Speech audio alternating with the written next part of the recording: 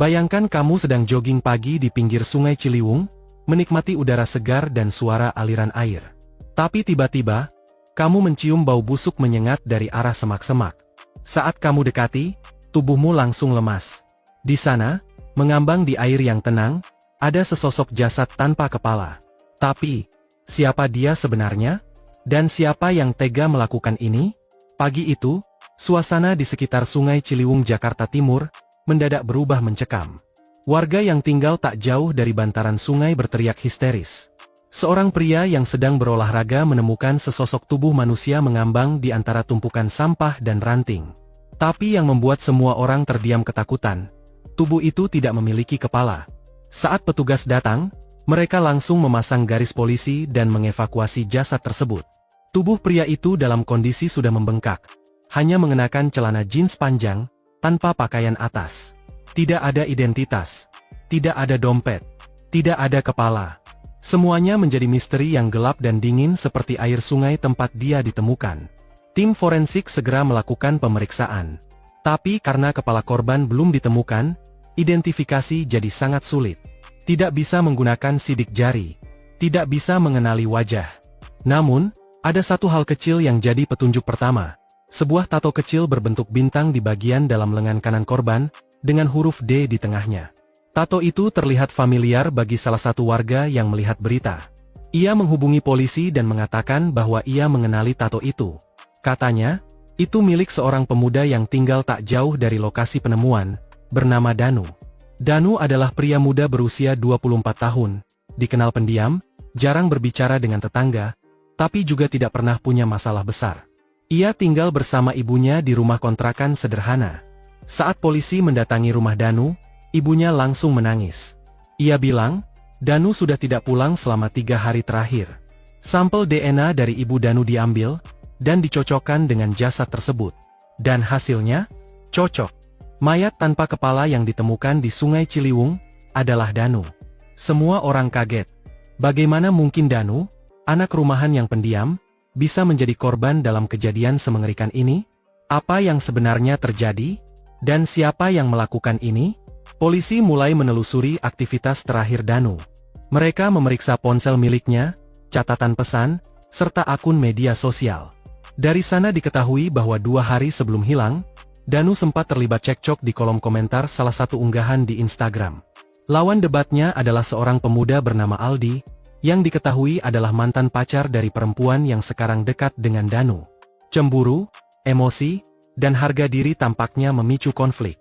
Aldi menantang Danu untuk bertemu dan selesaikan masalah laki-laki. Pertemuan itu terjadi malam harinya, di sebuah warung kopi kecil tak jauh dari rumah Danu. Yang menarik, dari rekaman CCTV di sekitar warung, tampak bahwa Danu tidak datang sendirian. Ia datang ditemani oleh seseorang yang sangat dekat dengannya. Sahabat masa kecilnya sendiri, Tony. Dalam rekaman itu, mereka bertiga terlihat duduk dan berbicara. Sesekali tertawa, sesekali serius.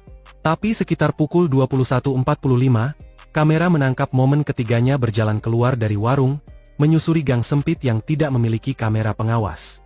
Dan sejak saat itu, Danu menghilang. Polisi segera memanggil Tony untuk dimintai keterangan. Tony terlihat tenang, mengatakan bahwa setelah pertemuan itu, ia dan Danu pulang masing-masing, dan tidak terjadi apa-apa.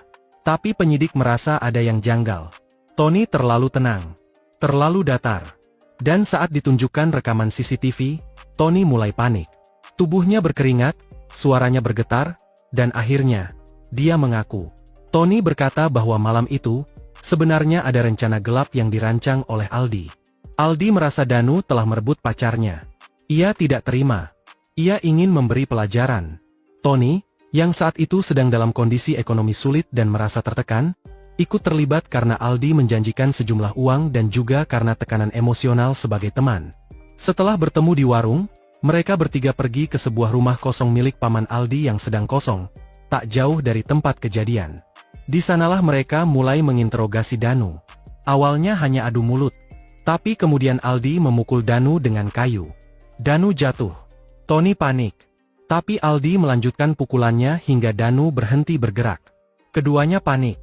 Mereka bingung harus berbuat apa. Dalam ketakutan yang membutakan, Mereka memutuskan untuk menyembunyikan jasad Danu dengan cara paling keji. Mereka memisahkan kepala dari tubuhnya agar tidak mudah dikenali. Tubuhnya dibungkus kain dan dibuang ke Sungai Ciliwung. Sedangkan kepala dibuang secara terpisah ke tempat pembuangan sampah liar di daerah lain. Polisi kemudian melakukan pencarian intensif di berbagai tempat pembuangan sampah dan pinggiran sungai. 2 hari kemudian, sebuah plastik hitam ditemukan di antara tumpukan sampah, dan ketika dibuka, isinya adalah bagian kepala korban yang sudah rusak parah. Kasus ini pun menggegerkan publik. Aldi dan Tony akhirnya ditangkap dan diproses hukum. Aldi dikenakan pasal pembunuhan berencana, sementara Tony dijerat pasal turut serta dalam tindak kriminal berat. Dalam persidangan, keduanya mengaku menyesal, tapi publik sudah terlanjur murka. Yang paling memilukan adalah kesaksian Ibu Danu di persidangan.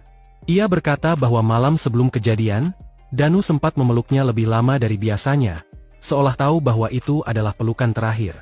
Tangisnya pecah saat mengenang bagaimana ia harus mengenali anaknya bukan dari wajah, tapi dari tato kecil di lengannya.